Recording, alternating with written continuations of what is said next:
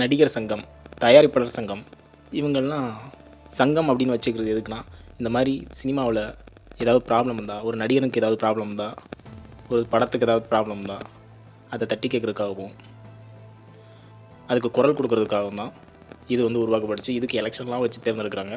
So இருந்துமே இப்போ ஒரு சென்சார் ப்ராப்ளம்னால ஒரு படம் வந்து ரிலீஸ் ஆகாமல் போயிட்டுருக்கு.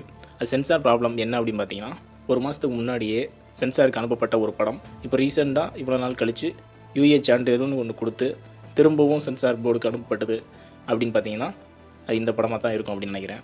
ஏன்னா ஒரு சர்டிஃபிகேட்டுக்கு U/A அப்படின்றத கொடுத்துட்டாங்க. கொடுத்துமே நீங்கள் சர்டிஃபிகேட் வந்து கொடுக்காம ஒரு படத்தோட ப்ரொடியூசர் வேதனைப்பட்டு அவங்க கம்பெனிலேருந்து ஒரு கேஸ் போடுறாங்க. அந்த கேஸையுமே நான் இழுத்தடிச்சிட்டே போவேன் அப்படின்ற மாதிரி போயிட்டுருக்கு. ஸோ இவ்வளோ நடக்குது. தமிழ் நடிகர்களில் பார்த்தீங்கன்னா யாருமே வந்து குரல் கொடுக்கல. சங்க தரப்புல ஒரு குரல் கூட வரல. அஜய் ஞானமுத்து, சிபிராஜ் 2 பேரை தவிர வேறு யாருமே வந்து தமிழ் சினிமாவில் இதுக்கான குரல் கொடுக்கவே இல்லை.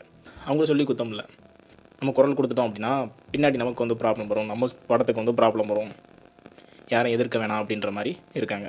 ஜனநாயகன் இந்த படம் வந்து எப்போ ரிலீஸ் ஆகும் அப்படின்றது டவுட்டாக இருக்குது.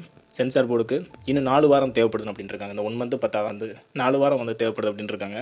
கடைசியாக ஒன்றே ஒன்று சொல்லிக்கிறேன். ஐயா, இது தளபதி படம். பிரச்சனை வந்தால் தான் தளபதி படம்.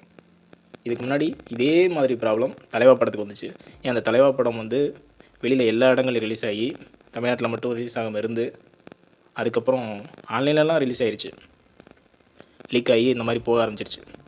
இருந்தும் அவ்வளோ கூட்டம் வந்து அந்த படத்துக்கு போய் நின்றாங்க. படமும் நல்ல ஒரு ரீச் ஆச்சு. ஸோ லீக்கான படத்துக்கு இந்த ஒரு இதுனா இது தளபதியோட கடைசி படம். மறுபடியும் சொல்கிறேன், ஐயா, இது தளபதி படம்.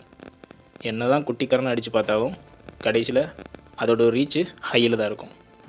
காத்திருப்போம்.